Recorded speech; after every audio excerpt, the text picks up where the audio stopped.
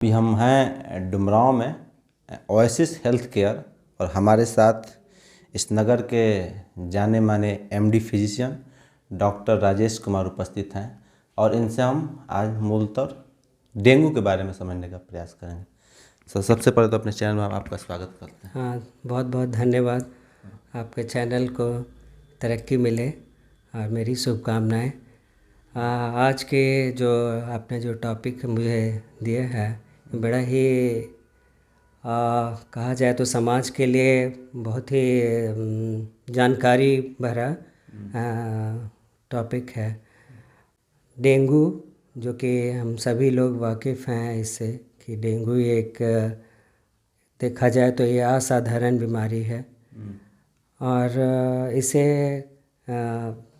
मच्छर द्वारा मतलब मच्छर के काटने द्वारा होती है, जो कि एडिस मच्छर, जो कि एक मच्छर है जो कि जैसे कि हम ऑलरेडी जानते हैं कि मलेरिया बहुत सारी ऐसे बीमारियां हैं जिससे कि मच्छर काटने से होती है, लेकिन ये स्पेसिफिक है जो कि इसका मच्छर दिन में काटता है।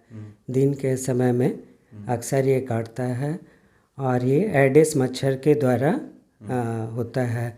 ये बहुत ऊंचाई तक नहीं उड़ पाता और जब बरसात के बाद का जब मौसम होता है, बरसात के बाद जब बरसात और ठंड जब शुरू होती है, जब टेम्परेचर 15 डिग्री से नीचे जाने लगे तो उस समय तक 15 डिग्री तक में इसके मच्छर एक्टिव होते हैं ज़्यादा। क्या गंदगी से जो नहीं, अभी बता रहे हैं इसके बारे में। एक्चुअली इसका जो मच्छर है वो अपना लार्वा जो है वो अंडा जो है वो साफ़ पानी में देता है। अक्सर देखा जाता है जैसे मान लीजिए छत पे टंकी का पानी गिर रहा हो, वहाँ पे कोई पॉट रखा हो या फूलदानी है, नीचे एक बेस में एक पॉट लोग रखते हैं अक्सर, या कूलर में पानी रहता है जमा हुआ।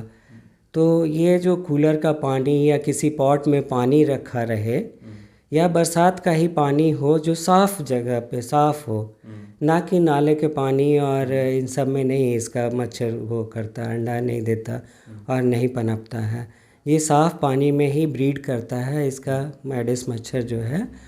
और ये जब किसी इंसान को जिसको कि डेंगू हुआ है उसको अगर काटता है, उसको काटने के फलस्वरूप दूसरे आदमी को जब वो काटेगा तब उसे डेंगू होगा। ठीक है। अक्सर देखा जाता है कि इस बीमारी में ऐसे तो बहुत ज़्यादा ही जानलेवा नहीं है, कुछ प्रतिशत ही है जिसमें कि जानलेवा हो जाती है लोगों के लापरवाही की वजह से। तो अक्सर इस सीज़न में जबकि आप देख रहे हैं कि बरसात के बाद का जो टाइम होता है, इसमें अक्सर ध्यान देना चाहिए कि जब आप घर में हों या कहीं भी बाहर भी ऑफिस में बैठे हों या कहीं, तो फुल स्लीव्स के कपड़े पहने और कोशिश करें तो ओडोमॉस लिक्विड आता है जो आप लगा सकते हैं जहाँ की ओपन एरिया है, या फिर सरसों तेल जो हर जगह अवेलेबल है। सरसों तेल एक बढ़िया उपाय है, सरसों तेल आप लगाएं और इससे बचाव करें अपने आप को। ऐसे तो देखा जाए तो ये जो डेंगू का है सिम्टम ऑलमोस्ट सभी वायरल के जैसा ही है। Viral fever, malaria fever, typhoid fever, और इस सब से सिम्टम करीब करीब मिलता जुलता है। पर इसमें फ़ीवर जो है बहुत हाई ग्रेड का आता है। जो मेन जो सिम्टम है वो है कि हाई ग्रेड फीवर आएगा और बोन ब्रेकिंग फीवर इसको कहते हैं, हड्डी तोड़ बुखार। मतलब हड्डियों में काफ़ी दर्द होती है, कमर में दर्द होगा, जोड़ में दर्द होगा, घुटने में बहुत सीवियर पेन होगा।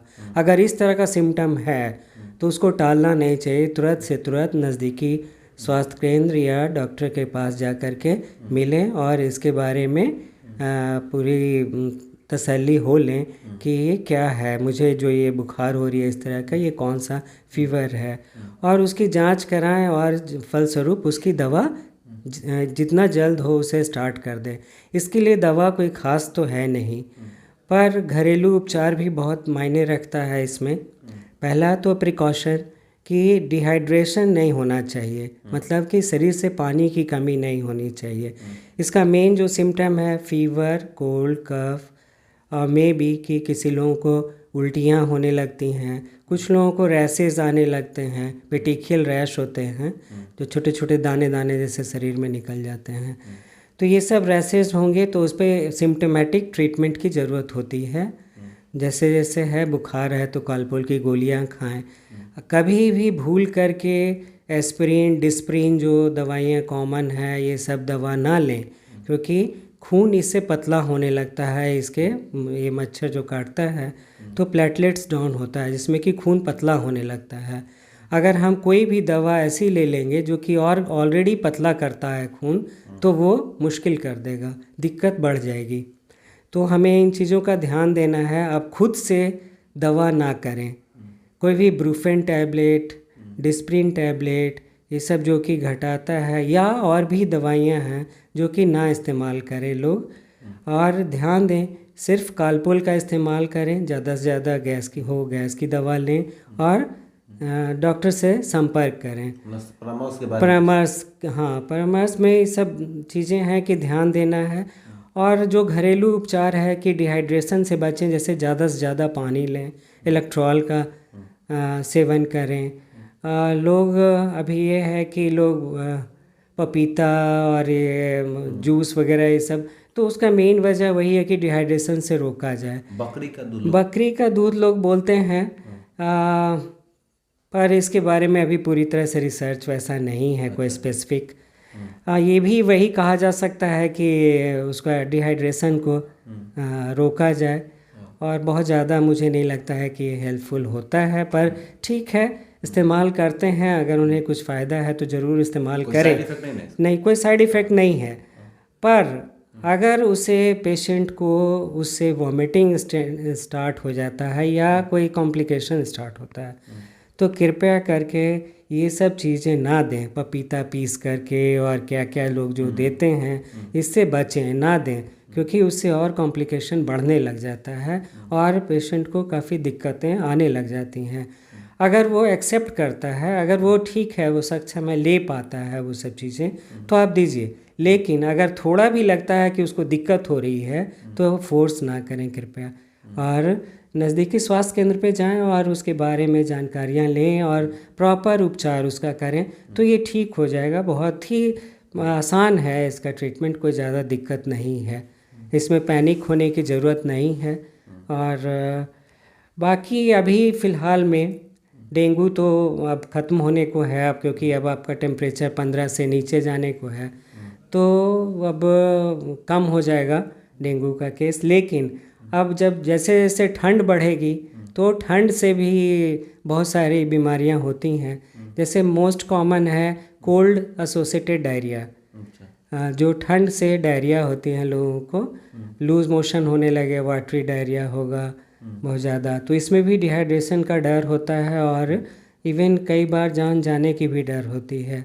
तो इसमें भी ध्यान दें, पानी का सेवन, लिक्विड तरल पदार्थ का सेवन, जैसे कि डेंगू में हम लोग करते हैं, उसी तरह से ठंड में ज़्यादा ध्यान दें। क्योंकि कहते हैं कि वेस्टर्ली जब वो ये आपको पछिया हवा जो चलता है तो इसमें ड्राइनेस बढ़ता है, तो आपके शरीर से पानी घटता है, नमी से आसमान का मतलब जो इन्वायरमेंट का नमी है वो कम होता है, तो सूखा शरीर जो है सूखेगा, ड्राई होगा, तो आज डिहाइड्रेशन बढ़ेगा। डिहाइड्रेशन बढ़ेगा तो ये सारे सिम्टम्स आएंगे। कुछ लोगों को वॉमिटिंग होने लगेगा, कुछ लोगों को लूज़ मोशन होने लगेगा, कुछ लोगों को फीवर भी होगा, कोल्ड एसोसिएटेड फीवर भी होगा, कितना लोगों को कोल्ड एंड कफ भी होगा, खांसी सर्दी होगा। तो ये सब ध्यान दें, तो कोशिश करें गुनगुना पानी पिएं, गुनगुने पानी से नहाएं, सब ध्यान दें। जो स्वस्थ नहीं है तो अपने आप को जब तक कि धूप ना प्रॉपर निकले तब तक घर से बाहर ना निकलें। जो स्वस्थ नहीं है, जो दमा के मरीज़ हैं, तो धूल धुआं इस सब से बचें। क्योंकि इस सीज़न में सबसे ज़्यादा सांस का जो बीमारी है या हार्ट का जो बीमारी है, क्योंकि इसमें ब्लड वेसल्स जो है सिकुड़ता है, जैसे जैसे टेम्परेचर घटेगा तो ब्लड वेसल सिकुड़ेगा, तो हार्ट को भी पंप करने में ज़्यादा प्रेशर लगेगा, तो हार्ट की बीमारियां भी बढ़ती हैं। सांस की बीमारियां भी बढ़ती हैं क्योंकि पॉल्यूशन का लेवल इस सीज़न में ज़्यादा बढ़ जाता है। क्योंकि क्या होता है कि वार्म एयर, गर्म हवा जो है ऊपर को राइज़ करता है। ठंडा मौसम होगा तो जो हवा है वो ऊपर नहीं राइज़ करेगा और नीचे के लेवल पे रहेगा, तो इससे सांस का प्रॉब्लम बढ़ेगा क्योंकि धुआं धूल सब जो ऊपर जा रहा था वो नीचे ही रह जाता है सतह पे, तो इससे बढ़ेगा। तो इन सब से प्रिकॉशन लें, कपड़े अच्छे से पहने और अपने आप को ध्यान रखें, ढक के रखें। और रात को सोते समय तेल वगैरह का इस्तेमाल करें, पैर हाथ उस समय लगा के सोएं। नाक में सरसों तेल एक बूंद डालें, जिसको एलर्जी ना हो। अगर किसी को एलर्जी है तो ना करें ऐसा। अच्छा, डेंगू से बचने के क्या क्या प्रिकॉशन मच्छरदानी लगा के सोना होना चाहिए? हाँ, डेंगू से लगाने के लिए पहला तो प्रिकॉशन मैंने बताया कि आपको ओडेमास हो गया या सरसों तेल का इस्तेमाल लगाया करें। मच्छरदानी का जहाँ तक तात्पर्य है कि ये रात में तो इसका मच्छर काटता नहीं है। तो दिन में अगर सोना है तो मच्छरदानी लगा के सोएं या अपने आप को जितना हो सके संभव प्रिकॉशन लें इस तरह का। मेन यही है, उचित प्रिकॉशन ही डेंगू ऐसी कोई जानलेवा बीमारी नहीं, ऐसा कोई जानलेवा नहीं है। अगर वही आप ज़बरदस्ती करेंगे, पेशेंट को उल्टी हो रही है, फिर भी आप दूध, बकरी की दूध, पपीता ये सब देते रहेंगे, कीवी खिलाते रहेंगे, तो दिक्कतें बढ़ जाएंगी और मुसीबत बढ़ेंगी, डिहाइड्रेशन होगा। और इसमें अगर प्लेटलेट ज़्यादा डाउन हो जाता है तो ब्लड वेसल्स रप्चर होते हैं, जिसकी वजह से मौत होती है पेशेंट की।